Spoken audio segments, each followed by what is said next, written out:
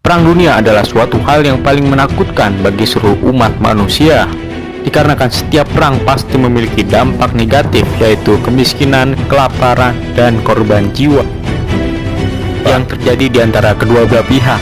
Namun pastinya perang dunia ketiga ini lebih menakutkan dibanding perang dunia kedua. Dengan berbagai macam teknologi dapat menghancurkan beberapa negara. Lalu mengapa perang dunia selalu terjadi? Karena masih terdapat negara-negara yang berambisi untuk menguasai dunia. Sebagaimana perang dunia kedua, negara yang pernah ingin menguasai dunia yaitu Nazi yang berada di Jerman dan juga Jepang dengan kekaisarannya. Namun mereka semua gagal oleh takdir. Lalu negara manakah yang kemungkinan besar memiliki ambisi untuk menguasai dunia di perang dunia ketiga ini? Yaitu Cina dengan senjata dan jutaan bala tentaranya. Lalu Korea Utara yang memiliki ribuan nuklir yang dipersiapkannya. Lalu Israel yang memiliki teknologi dan rencana yang telah tersimpan dengan rapi.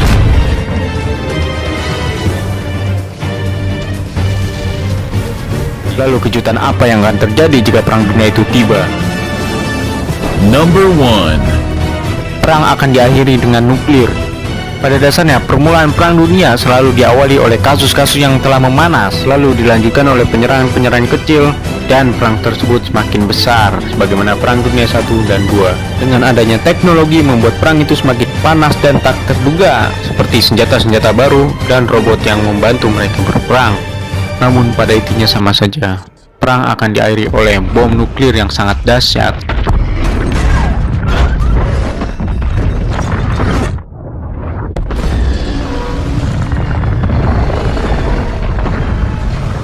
Bagaimana perang dunia kedua yang diakhiri oleh bom atom yang menyerang Hiroshima dan Nagasaki.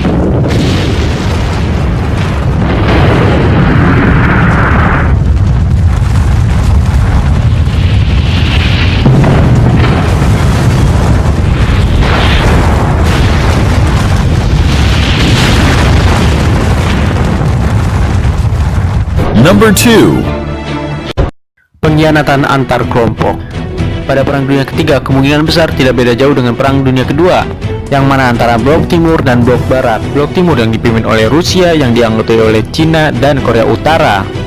Blok barat yang dipimpin oleh Amerika yang dianggotai Israel, Inggris, dan sekutu lainnya. Tentu saja di setiap kelompok pasti memiliki pengkhianat, entah itu di blok timur maupun blok barat, yaitu mereka yang lebih dahulu mengetahui dan lebih dahulu bertindak dalam persiapan dan pertahanan perangnya. Dan kemungkinan besar pengkhianat inilah yang akan memenangkan perang dunia ketiga ini, karena mereka lah yang mengadu domba antara blok barat dan blok timur berperang dan menyerang kedua blok tersebut dari belakang ketika mereka lengah akibat nuklir yang mereka saling lemparkan.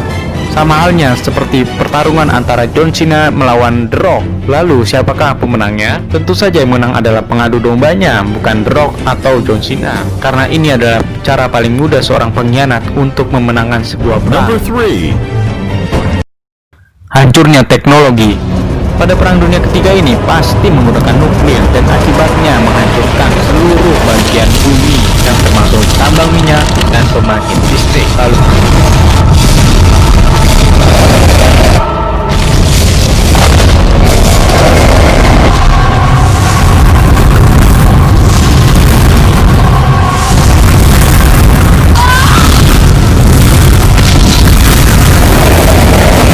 ketika minyak tidak ada, apa gunanya sebuah mobil Lamborghini atau kendaraan berbensin lainnya? Tentu saja tidak bisa digunakan, termasuk juga HP. Jika tidak ada listrik, maka tidak ada gunanya HP itu. Sebagaimana kalian lihat seperti di Suriah dan Palestina, yang mana sumber daya minyak dan listrik sangat terbatas. Apalagi di perang dunia ketiga, jika nuklir sudah menghancurkan daerah tersebut, maka tidak ada yang bisa dipertahankan, kecuali hal-hal yang diselamatkan oleh Allah dan si pengkhianat yang mempersiapkan lebih dahulu. Number 4. Nope. Penyiksaan sadis. Tidak mungkin suatu penguasa tidak menjajah negara bawahannya. Tentu saja dijajah dan disiksa dengan semena-mena, sebagaimana Belanda dan Jepang yang menyiksa negara bawahannya. Apalagi di perang dunia ketiga, dikarenakan bom nuklir yang mengakibatkan banyaknya korban jiwa, penyakit, dan kelaparan bagi mayoritas umat manusia. Lalu ketika si pengkhianat itu berkuasa, maka bagaimana caranya kita untuk memberontak? Pastinya sulit, apalagi si pengkhianat ini memiliki teknologi yang canggih yang mereka sembunyikan sebelumnya, sedangkan senjata kita telah hancur oleh nuklir sebelumnya. Maka penjajahan ini jauh lebih parah dibanding Perang Dunia 1 dan 2, karena kondisi kita yang kelaparan dan penyakit yang diakibatkan oleh efek dari radiasi nuklir tersebut.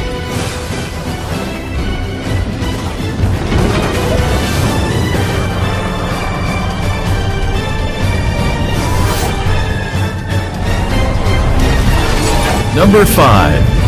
Diberlakukannya uang emas. Pada dasarnya dari zaman ke zaman wujud mata uang semakin tidak ada nilainya, yang diawali oleh emas dan perak, lalu diganti dengan kertas, dan sekarang sudah diganti dengan data atau kartu. Hal ini sebenarnya telah disinggung oleh ulama-ulama kita terdahulu, yang mana mereka menolak akan pergantiannya uang emas dengan uang kertas karena terdapat kejanggalan-kejanggalan dari rencana busuk penggantian mata uang tersebut. Dan sekarang terbukti bahwa emas jauh lebih mahal dibanding mata uang kertas. Dan bagaimana jika mata uang kertas dan kartu hancur?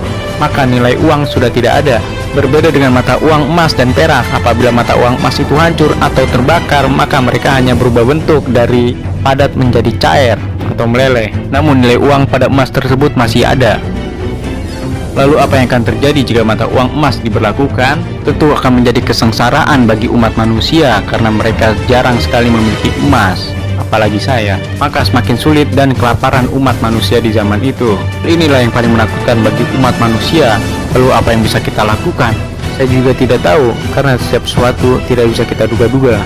Video ini adalah prediksi secara logika apabila Perang Dunia Ketiga itu terjadi. Oh ya, si pengkhianat itu adalah salah satu dari 3 orang yang ingin berkuasa di Perang Dunia Ketiga ini, yaitu Cina atau Korea Utara atau juga Israel. Siapakah menurut Anda pengkhianat?